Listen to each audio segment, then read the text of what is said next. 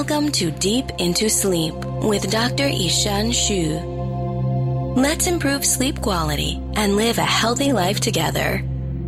Let's go deep into sleep. And now please welcome your host, Yishan. Welcome to episode 003. Can you imagine, for 15 years of your life, you've been feeling so sleepy during the daytime. You cannot keep awake when you are doing something important, day after day, and could not figure out why, no matter how many doctors, how many exams you have taken. This is exactly what our today's guest, Stacy Erickson Edwards, has experienced. She struggled with fatigue, tiredness, sleepiness for so many years and eventually got diagnosed and received treatment.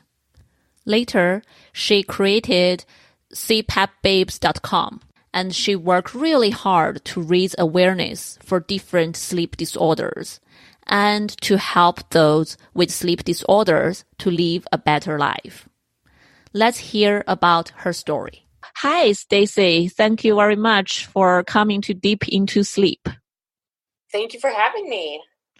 So I know you have built a great community about sleep apnea and been, through your own journey of that. So I'm just wondering, do you want to share with all of us your journey of getting diagnosed? How did you find out you have sleep apnea?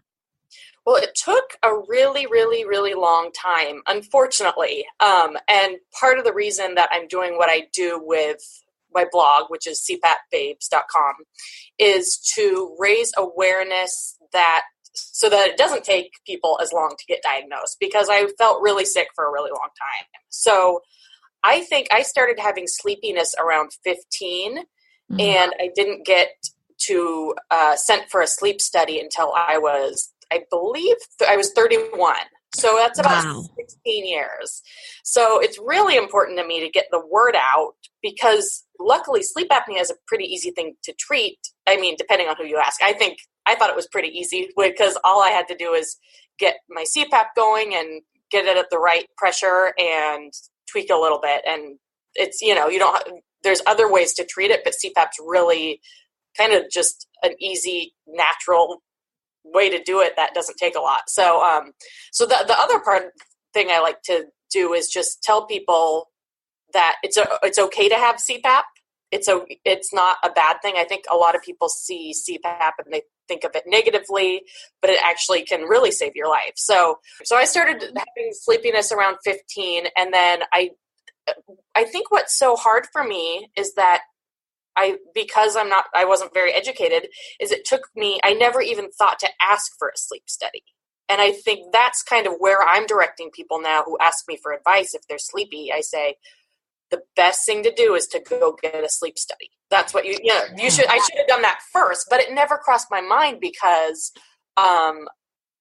sleep apnea, I think, is, people think a certain type of person have sleep apnea. They usually think, when they think sleep apnea, that they think men, they think people who are overweight, they think people have maybe big necks, and that's not necessarily those all can be risk factors.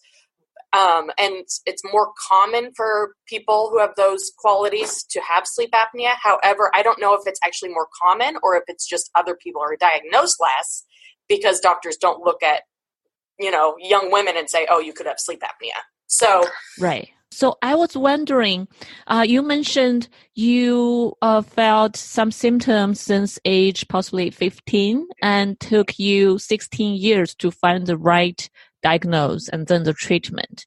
Do you want to share with us a little bit what were the symptoms you experienced all those years? What make you wondering something's wrong?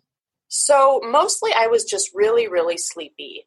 And I knew something was wrong, but the doctors kept telling me that it was normal. And I think a lot of people with sleep disorders experience this. So when I was 15, I would go to school and I'd come home and I'd lay down for a nap like right away, usually around 3 or 4. And then usually I'd sleep till 7. I'd be up for a couple hours and then I'd go back to bed. So this was like probably starting when I was 15. I would do this every day. And so my mom took me to the doctor and they said, well, let's test you for anemia and we'll test you for mono and we'll test your thyroid.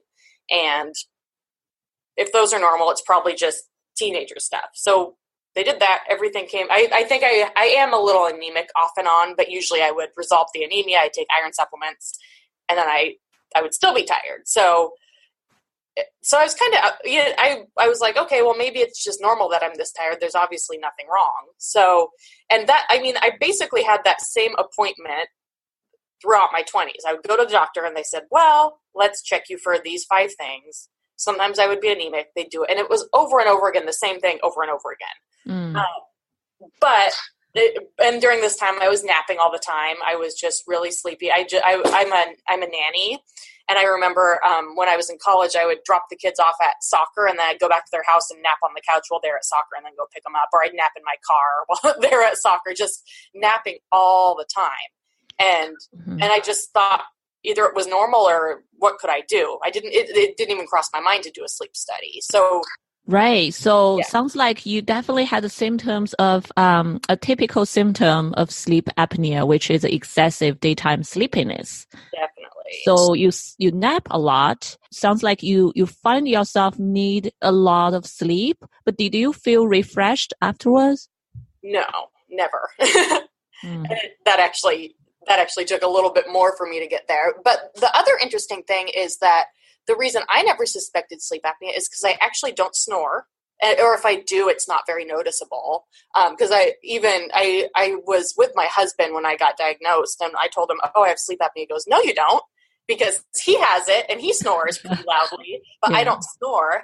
And I'm a little overweight, but I've had symptoms since I was not overweight. So I suspect if I lost weight, it probably wouldn't go away. I think really why I have sleep apnea could be because of inflammation in my nasal passages and my throat. And people just don't think about that. They just think it's like, oh, it's because you're fat or whatever. And that's not always the case. And even if it is, that's okay too. That's just part of it. Sometimes you're heavier and that's fine. Yeah, so, that's such a good point because I know a lot of people have this misunderstanding that if you snore, maybe you have sleep apnea. If you don't snore, no way. Or if you have you gain a lot of weight or and body fat, all that may be related, but not anything else. But actually, there's definitely gender difference about the symptom of sleep apnea. And it seems to affect women more. So my husband and I both had it, and we were both untreated. And he wasn't napping all the time like I was. He was just a little cranky and whatever. But it really, really affected me. I felt like I was on the verge of death because it's you kind of are. Sleep apnea is very dangerous and it can kill you. Unfortunately, but I hate to be like scary like that, but it can really, it's very hard on your heart. It's very hard on your brain because your brain is just not getting oxygen all night long. So I really try to tell people that you really do have to take it seriously. It's not just snoring. And I think a lot of people think, oh, sleep apnea, it's snoring. No, it's stopping your body from getting oxygen several times during the night. So that's a huge problem. Right. That's such an important message. It's really good point. I think it's not, I know it's scary, but I think I totally agree with you. A lot of people really need to know that, how dangerous that could be. And that can increase the risk of getting stroke, heart disease, all kinds of health problem. You're right. It definitely can cause severe harm to your body, to your brain, and lead to death early on. Yeah. And also there's smaller things that treating it can help with. Just when you're sleepy, I know it sounds crazy, but when you're sleepy, it's harder to control your impulses, and it's harder to, when you're sleepy, you crave carbs. So even I feel like after I got on CPAP, I lost a little bit of weight because I wasn't doing all these bad habits that I would do when I was sleepy. So it's just easier it's just your brain works better. It just works more efficiently and you can make better choices and you have more energy to kind of focus and manage things better. So it's really powerful to be able I mean, I was so relieved to get the sleep study, but I was shocked when I heard I had sleep apnea. It was just totally out of nowhere. I'm like, no, I can't have sleep apnea. I'm not the type of person who gets sleep apnea. And then I learned any type of person can get sleep apnea. It's not limited. Kids can get sleep apnea, actually. It's actually pretty common. Right. So, kids can have sleep apnea at a very early age. It's possible. Or women who are pregnant can develop sleep apnea first time in their life also. Yeah. Wow. Quite a journey. It's interesting because actually when I was pregnant, I had to have my pressure adjusted because my body was so different that I needed to do it. And then I had the baby and I was like, why is my throat cracked? Like, it was really weird. I was having a weird feeling in my throat. It was almost like crackling and I was getting too much air. I'm like, oh, my body's changed. So I have to get my pressure adjusted again. So it's very interesting how different it can be at different times in your life. Yes. Our body is changing and we really need to monitor that and take care of ourselves. Definitely. Yeah. So how did you find a place to do sleep study? Any doctor suggest that to you? Well, so what happened is I had been seeing the same doctor for 7 years, and I went in and I was like beyond desperate, and I was just, and she had seen me a while. She knew my personality, but I asked the doctor for drugs. I said, this is not working anymore. I'm very, very tired and I need you to give me Ritalin. And I'm not a drug seeking person. She knew this. And she's like, okay, this is serious if she's asking for this very controlled drug. So she said, well, I can't do that. Let's get you a sleep study instead. So I wish I would have asked for hard drugs, like not hard drugs, like before, because that's what made her do it. So I just never, I just was at a level of desperation where I just couldn't function. So yeah, that's what made her do it. So I'm glad she did. And I actually thought I had narcolepsy. And that's why I wanted to get the test done because that's what I thought I had, because I couldn't have sleep apnea, right? And my grandma also had narcolepsy. So I was like, okay, well, it could be that. So I got my sleep study done, and they did an overnight, and then they did a daytime sleep study. I didn't know this until like a couple of years later, but they actually did it wrong. Oh. So with an overnight sleep study, what they're supposed to do, they do an overnight sleep study, and during that time they can determine if you have sleep apnea or not. And they did determine during that time I had sleep apnea, but they didn't tell me. Then before they do a daytime study, the daytime study can screen for secondary sleep disorders like narcolepsy or idiopathic hypersomnia.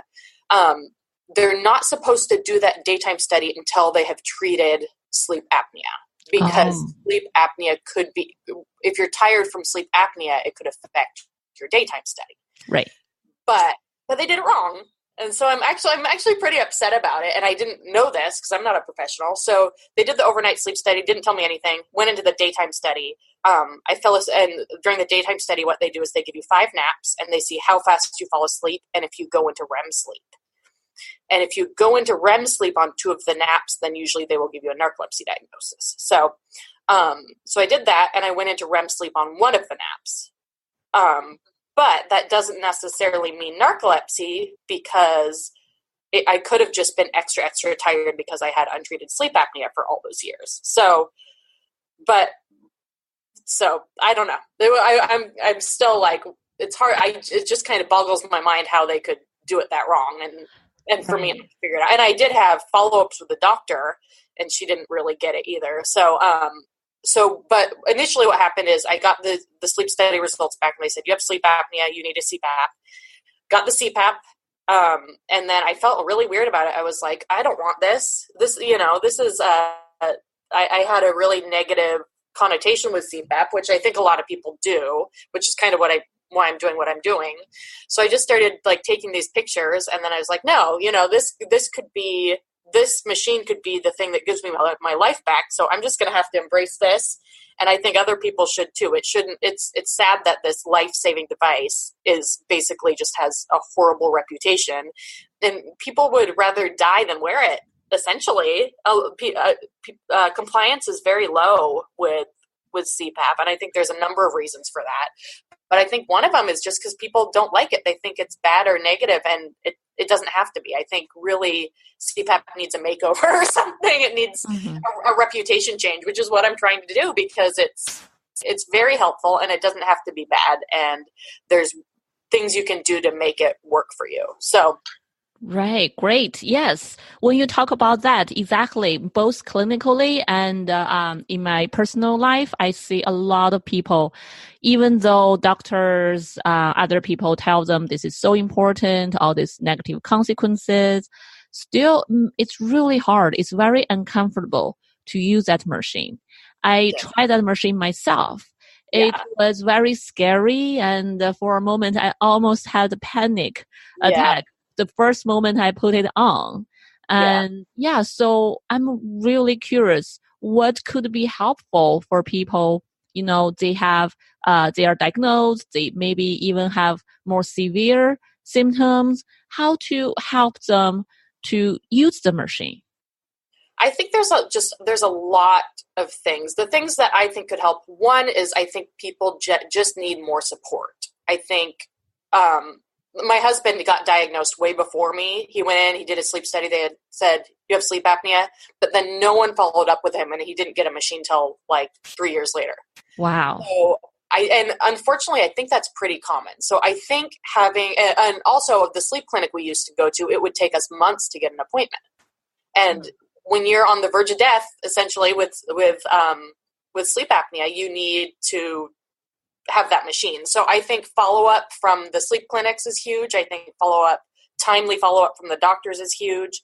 And I think the DMEs, the companies that provide the CPAP, I think those entities need to work together to provide support and follow-up. That's the number one. And I don't see it happening pretty much ever.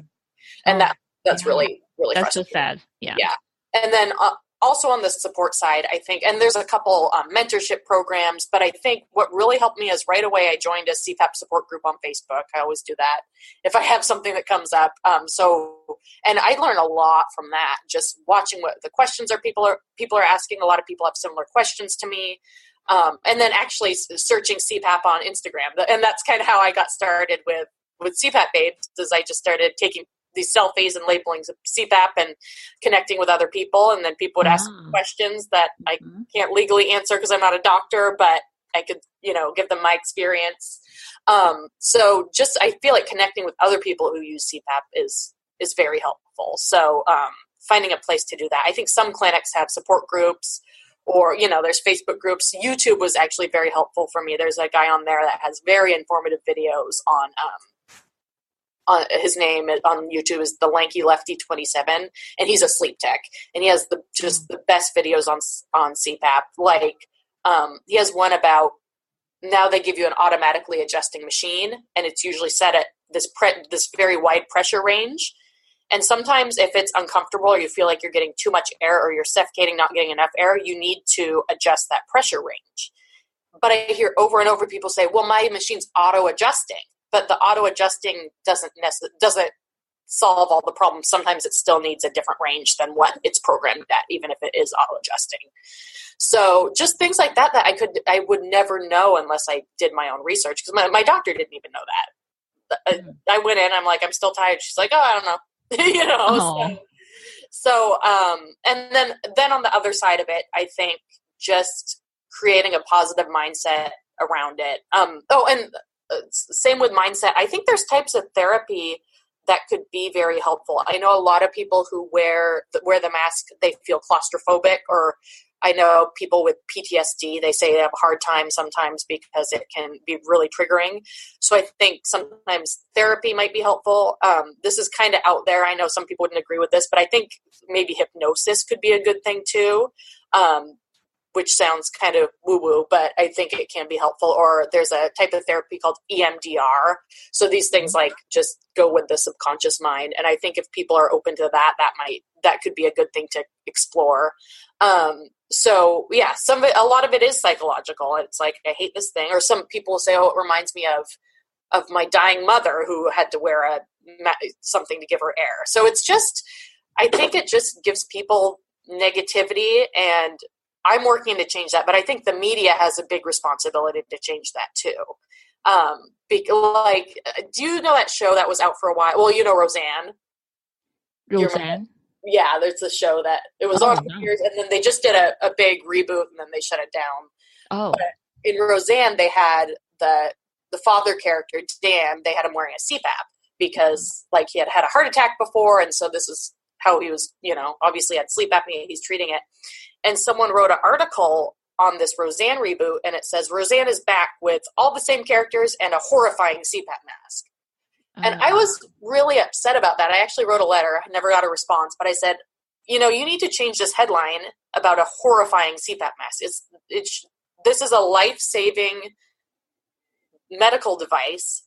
People see the word horrifying, and it's just further cementing in their mind that it's something they should not use, that can kill them, and that's a public safety issue. If you have sleep apnea and you're not treating it, you're drowsy driving, it's very bad. So really the media needs to step it up and watch what they're saying about that, because they're contributing to it as well. And then it's the job of advocates like me to tell them how it is, so that because people don't even think about it, which I get, but it needs to be thought about, and there needs to be awareness of why, don't say this is why this is a very serious condition. So I would also love, I'm not there yet, but I would love to work with a CPAP company just to make the masks cuter, or it's something you can personalize. I would love to have a polka dot mask. I feel like that's going to be great. I know. I just feel like there's ways we could make them a little bit fun that would make people like to wear them more. So it's going to be a several year long thing, but something I hope to work on for my whole life. So just, I think there's a lot to it though. So it's just like, okay, what do I have the energy to tackle and do toward this? So right now I'm just working on raising awareness about, yes, you can have sleep apnea, even if you don't snore, even if you have a different body type than the normal type. And then this mask is okay to wear, and it's healthy, and you need to find support so that you can make it happen. Yes, that's great. You're doing really good and important work to the community. Yeah. And a lot of people, when they use CPAP machine, they have physical symptoms, this mindset, and this like negative association between a mask and other kind of medical device. So it's great that you are sharing your experience, and you find a lot of online resources, and you are trying to work on all these projects and go in that direction. Hopefully more and more people will realize what sleep apnea have certain symptoms. It can be dangerous. There are treatment for that. Definitely. And the drowsy driving you mentioned. Yes, drowsy driving is so dangerous. It's as dangerous as drunk driving. Yeah. It definitely can kill you and other people. With untreated sleep apnea, right? It's very likely for people. It happened in my hometown a couple of years ago, and it was very, very sad. A man, I think he was undiagnosed. I think not untreated, but undiagnosed and untreated. So he didn't know he had it, and he fell asleep at the wheel, and he killed some kids. And I'm sure he feels horrible, but it's like, of course, it was an accident, but his doctor should have been on that. I think doctors should be screening for this. Even at basic appointments, are you feeling sleepy? Just even a couple questions to get people in for a sleep study, if it could be an issue. And, there's just a lot of people are dropping the ball on it, and it's not one person's fault. It's just, we all need to come together to recognize sleep disorders, because they're very important. There's the big emphasis on exercise and diet, and I think just as big of an emphasis needs to be put on sleep. Yes, exactly. It's so important. And I know in the medical field, health field, there are also movements towards there. More and more doctors from different fields are getting more specialized fellowship training on top of other trainings specialized in sleep area. But I'm surprised, I graduate in a graduate school focusing on psychology. We never had any lectures or, education about sleep disorder there. Yeah. And medical school, I heard they used to have no or very limited education about sleep either. Now it was about 2 hours. Yes. Now it's a little better. I think sometimes it's 4 hours. Yeah. It's just Yeah. a lot. And so one of the things that was interesting that came up is with my sleep study, like I was saying, they did it wrong the first time. Right. I was wondering, did you figure out So later? I did. Interestingly, totally not. I don't know how, but it just kind of came to me. So when I was pregnant, actually, when I was pregnant, I'd been on CPAP at that point for about 2 years, and I was still really tired. And I had asked my first sleep doctor, I said, I'm still tired. She's like, well, you could have this thing called idiopathic hypersomnia, and there's really nothing you can do about it. I'm like, okay, cool, whatever. So I kind of was just like, but she didn't really explain to me what it was, or I guess, and there are more treatment options for it, but I just kind of was like, well, I guess I'm stuck being tired.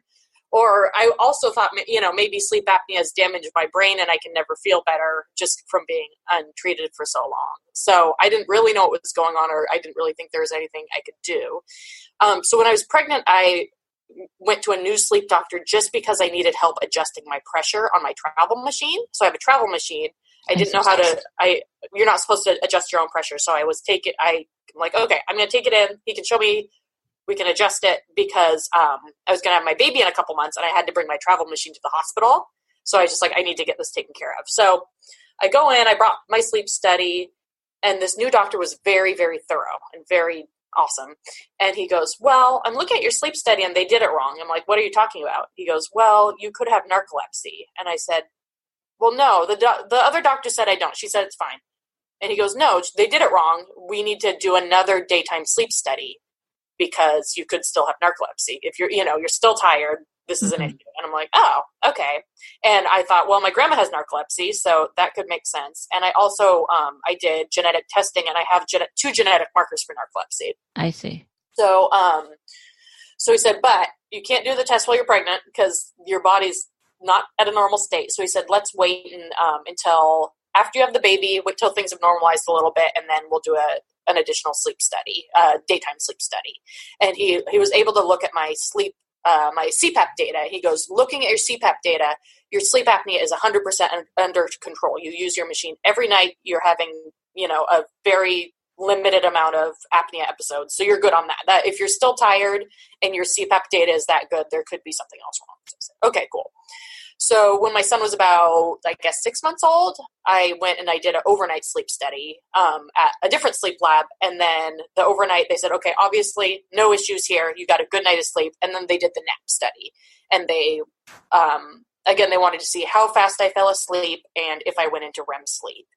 And what they found during that time is that I did not go into REM sleep. So that did not indicate narcolepsy, which it's hard to say. I still don't know how accurate that nap test, it's called the MSLT, is for narcolepsy, because I think, your sleep looks different day to day. I know people who will get a narcolepsy diagnosis with that test and then redo it years later and then have it taken away. So I think I probably still could have narcolepsy, but I can't. There's no way I can get a diagnosis right now unless I get a spinal tap, which I would gladly do, but no one will give me one. So, but what they did find is that my sleep latency, so on average during those 5 naps, so I had a full night of sleep, and then during the 5 naps, I fell asleep an average of 90 seconds.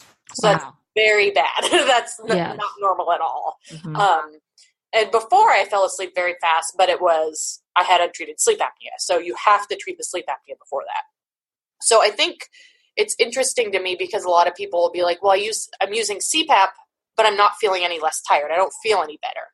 And I think doctors really need to follow up with people and look further into it, because there can be additional issues and that can affect your life just as much. So and it's hard to say, obviously, because I'm not a doctor, but I have a feeling that genetics might play a part in it for me, just because I do have those genetic markers. And I think we don't know a lot about sleep disorders yet. So it's hard to say exactly what's going on with me. But so with that, I was able to be put on a wakefulness medication. And then after a lot of footwork, I was able to get on a medication that puts me into a deeper sleep at night. And with that, because what they think is that people with idiopathic hypersomnia, similar to people with narcolepsy, is they don't cycle through sleep appropriately at night. So you spend too much time in certain sleep stages and not enough time in deep sleep. So now I'm on a medication that puts me into a deeper sleep at night, and I feel much, much better. So it was a very hard medication to get because it's made for people with narcolepsy, but I was able to find a doctor who said that I could try it without a narcolepsy diagnosis, and it's working really, really well. And I feel about 75% better, which is huge for me. So just that experience has made me even more passionate about raising awareness for sleep disorders, because I think a lot of people have them, but we're just not taken seriously. And it's important to figure out how to be your own advocate for that. And I wish I would have been my own advocate earlier in life, but I just didn't. How could you know? Right. I'm 35 now. Right. But, so it's been about 20 years I've been struggling, and I just got on this medication about 3 months ago. And so yeah, I think really if I could go back to when I was younger, I think the most important thing is to ask for that sleep study. And then if you do have sleep apnea, it's very, very important to treat the sleep apnea for a number of reasons. But if you are treating the sleep apnea and you're still tired, then it shows your doctor that there is a greater issue at play. Because I think a lot of times people say, well, this CPAP's not helping me, I'm not going to use it. And then the doctor says, well, that's why you're still tired. You're not using your CPAP. You need to use your CPAP. So if you are still tired with CPAP, you absolutely have to keep using it. So it shows your doctors that this problem is being addressed and I'm still tired. So we need to figure out, we need to do further testing or get further information about why I'm tired. And there's a number of reasons why you can be tired. And sometimes it is like a puzzle or some sort of huge mystery. I mean, I've done a lot of work on it the past few years, but if I wasn't using CPAP, no one would care. They'd just be like, well, use CPAP. We can help you. You can't, if you have sleep apnea and you're not treating it, they can't help you. So it's important to realize that. Right. Get it treated first and then figure out more. Sometimes sleep apnea happens along with many other different issues, including it could be insomnia, could be something else, but the treatment is important. Definitely. Yeah. And there's just so many things that CPAP has helped me with. It's just weird little things. Like I would get massage before I got CPAP. I would get massages and I would have lots and lots of tightness in my neck and shoulders, just unbelievable tightness. And after I started using it, my massage therapist was like, yeah, you feel a lot better. And I think it was because I was not breathing at night and everything would tense up. I would be tensing up as I wouldn't breathe. And just little things like that. It's hard on my muscles. And it can be it can cause a lot of anxiety during the day because I think your body's like, wait, I didn't breathe last night, so I have to freak out now. So I think a lot of people with untreated sleep apnea can have anxiety and depression because good sleep can really, not getting good sleep can really affect your mental health. So it's important. It really affects so many parts of your life. So it's important to address. Yes, definitely. This is great. So I'm wondering, you have all these communities and you find all this help for yourself. I know you build resources for people with sleep apnea out there also. How people could find you or find your community if they want to get support? Yeah, so mostly I'm on Instagram at CPAP Babes. So CPAP, CPAP Babes. So trying to make CPAP babely. It's for all people of all gender identities, but I just thought it was fun. CPAP Babes. And I'm also CPAP Babes on YouTube and Facebook and probably a couple other things. But Instagram's usually the best place to get a hold of me. I also sometimes do volunteer work with a nonprofit called Project Sleep. So I would check them out. They have a lot of great resources, a lot for people with narcolepsy, but we talk about other sleep disorders too. I'm actually going to the World Sleep Meeting in September in Vancouver, BC. Oh, great. I will be there too. Oh my gosh. Yeah, so stop by Project Sleep's booth and I can meet you. I'll be there. Okay. Project Sleep booth. So that's awesome. So yeah, I love working with them, and Julie is their the person who runs it, and she is great. So we'll both be there. So that's exciting. Yay! Yeah. Okay. But yeah, that's where you can find me in person if anyone else is going to be there. Yes. Hopefully, whoever listens to the show, if you want to know more about sleep and get to meet you and get more support, can check out all these wonderful conferences and resources. There are a lot online also. It's my first one. I'm very excited. So, yeah.